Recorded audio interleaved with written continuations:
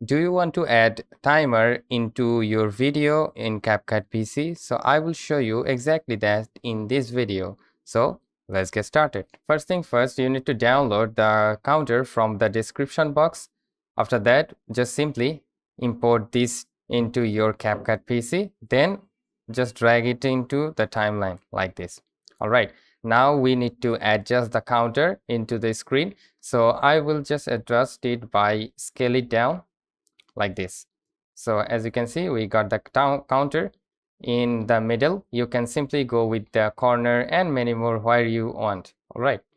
Then as you can see, we got the timer. So if you don't want the black screen, what you can simply do is scroll it down, select the video first. Okay, first select the video, and then from here on the blend option you will see the mode. So you need to change it from the default to brighten, and as you can see, we got this. So that's how you can simply add timer or timestamp on video on Capcut PC. So hope this video might help you out. If yes, please leave a like and comment down below if it was or not, and have a great day.